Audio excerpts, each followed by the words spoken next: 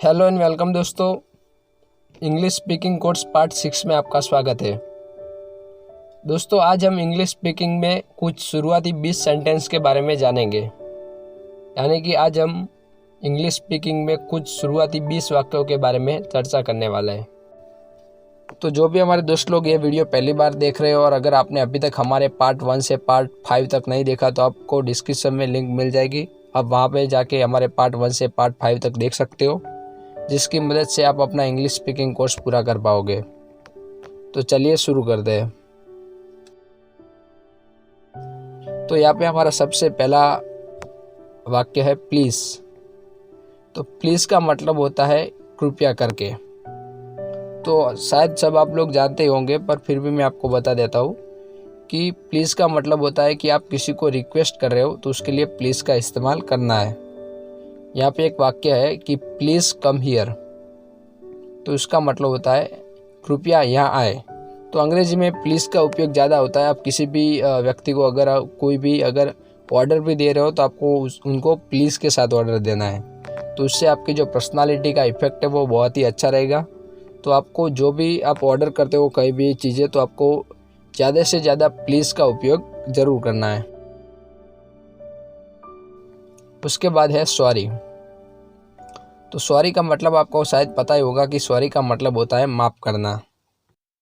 तो सॉरी आप किसी भी व्यक्ति को बोल सकते हो। तो यहाँ पे है सॉरी पापा, यानी कि पापा मुझे माफ़ कर दो। तो आप कोई भी छोटी बड़ी गलती के लिए सॉरी का इस्तेमाल कर सकते हो।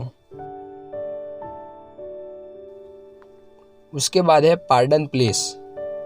तो पार्डन प्लीज़ का भी मतलब माफ़ करना होता है। तो पार्डन प्लीज़ का आपको इस्तेमाल ज़्यादातर फ़ोन पे करना होता है। अगर आप मान लीजिए किसी व्यक्ति के साथ फ़ोन पे बात कर रहे हो और अगर आपको उसकी आवाज़ ठीक से सुनाई नहीं दे रही, तो आप जैसे हिंदी में बोलते हो कि आवाज़ नहीं आ रही, कृपया फिर से बोलिए, तो उसकी जगह अंग्रेजी में सिर्फ पार्डन प्लीज़ बोलना है। तो उससे सामने वाला समझ जाएगा कि आपको जो है आवाज़ सुनाई नहीं दी, तो वो फिर से जो भी उसने वाक्य बोला है वो फिर से वो वाक्य बोलेगा।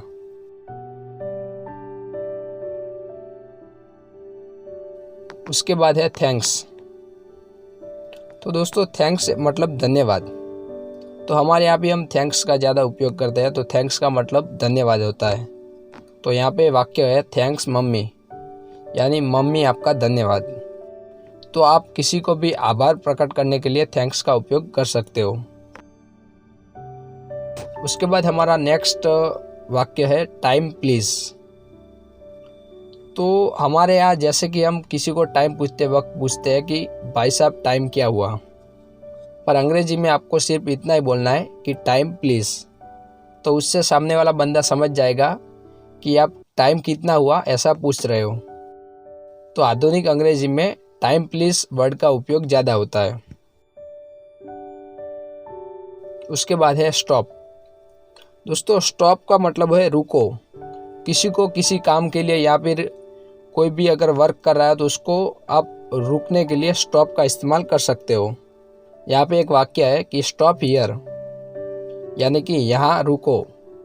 तो आप किसी भी व्यक्ति को काम करने से रोकने वक्त स्टॉप का उपयोग करना है।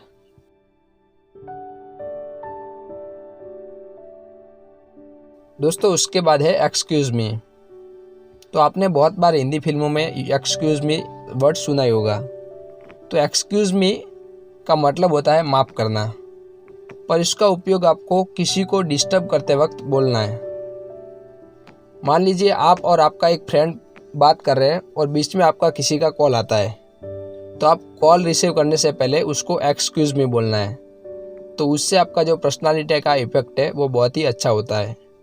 तो आप ज़्यादा से ध्यान रखिए कि आप जब भी किसी व्यक्ति को काम में या फिर उसके साथ बात करते वक्त उसको डिस्टर्ब करते हो तो एक्सक्यूज़ मी का उपयोग करना है।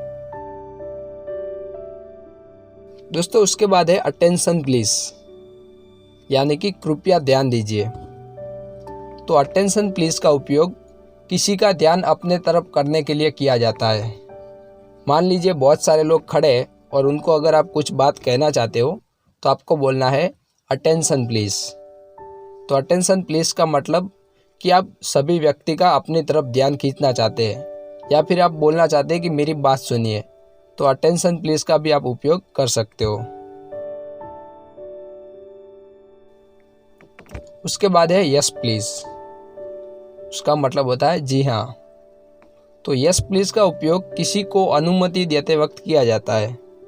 मान लीजिए यहाँ पे कोई आपको पूछता है कि क्या मैं अंदर आ सकता हूँ, तो आप बोलते हो जी हाँ। तो जी हाँ यानी कि यस प्लीज़, कि आप अंदर आ सकते हो।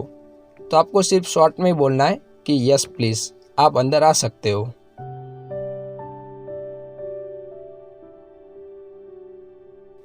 दोस्तों उसके बाद हमारा नेक्स्ट वाक्य है नो मेंशन, यानी कि कोई बात नहीं। यहाँ पे एक वाक्य है कि अगर आपको कोई बोलता है कि सॉरी मैं लेट हो गया, तो आप बोलते हो कोई बात नहीं। तो अंग्रेजी में उसको बोलते हैं नो मेंशन, कि आप लेट हो गए कोई बात नहीं। तो अंग्रेजी में कोई बात नहीं को बोलते हैं नो मेंशन। दोस्तों उसके बाद हमारा नेक्स्ट वाक्य है नो प्लीज़, जी नहीं। तो नो प्लीज़ का उपयोग असहमति बताने के लिए किया जाता है। मान लीजिए किसी के घर पे गए और वो आपको बोल रहा है आपको चाय चाहिए क्या, तो आप बोलते हैं जी नहीं। तो जी नहीं तो मतलब होता है नो प्लीज़। तो आप ऐसा नहीं बोलेंगे कि no I don't want tea, कि मुझे चाय नहीं चाहिए। आपको सिर्फ इतना बोलना है नो प्लीज़। उसके बाद है लिसन टू मी, यानी कि मेरी बात सुनो। तो अगर बहुत सारे लोग आपस में चर्चा कर रहे हैं और अगर आप उसको अपनी बात सुनाना चाहते हैं कि मेरी बात सुनो, तो आपको बोलना है लिसन टू मी, यानी कि मेरी बात सुनिए।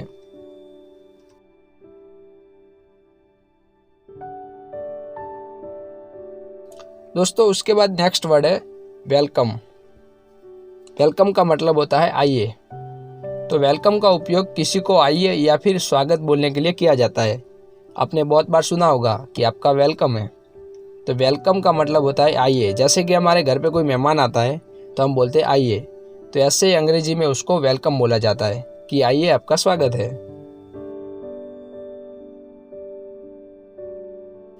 उसके बाद है रिमेंबर। तो रिमेंबर का मतलब होता है याद कीजिए। यहाँ पे एक वाक्य है रिमेंबर इट, मतलब इसे याद कीजिए।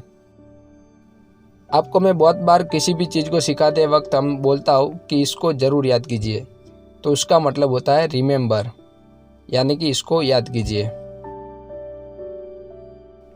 उसके बाद है रियली, यानी कि सच में। तो रियली का इस्तेमाल तब किया जाता है जब कोई भी ऐसी घटना बनती है जिसके बारे में आपने सोचा नहीं होता, तो उसके लिए आप बोलते हैं सच में। मान लीजिए यहाँ पे एक वाक्य है कि कोई आपको बोलता है कि मुझे गोल्ड मेडल मिला है, तो आप बोलते हैं सच में। तो उस सच में का अर्थ होता है रियली, कि रियली तुझे गोल्ड मेडल मिला है।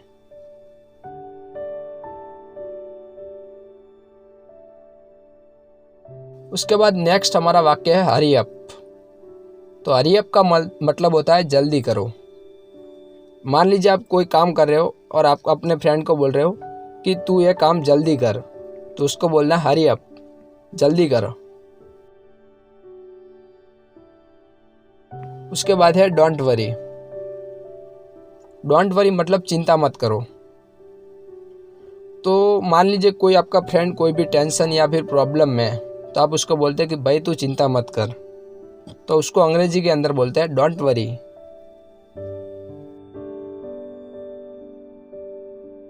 उसके बाद हमारा नेक्स्ट वाक्य है कीप क्वाइट, यानी कि चुप रहिए।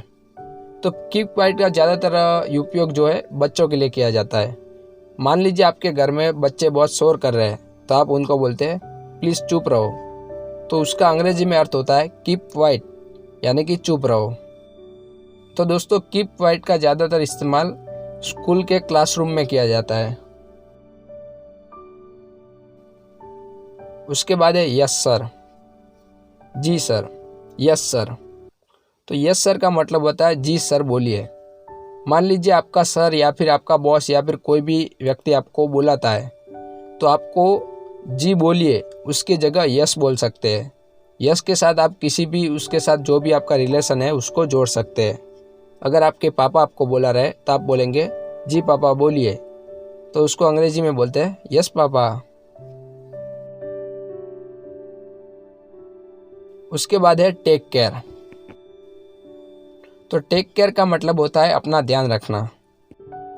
तो अगर कोई भी व्यक्ति कहीं पे भी मुसाफरी पे जा रहा हो तो आप उसको टेक केयर बोल सकते हैं, यानी कि अपना ध्यान रखना।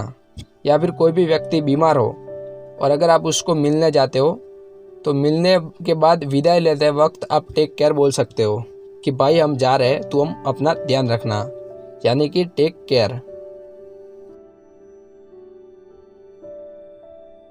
तो दोस्तों उम्मीद करता हूँ कि आपको ये वीडियो पसंद आया होगा। तो अगर आप ये वीडियो 1 या फिर 2 बार देखेंगे तो आपको ठीक से याद हो जाएगा।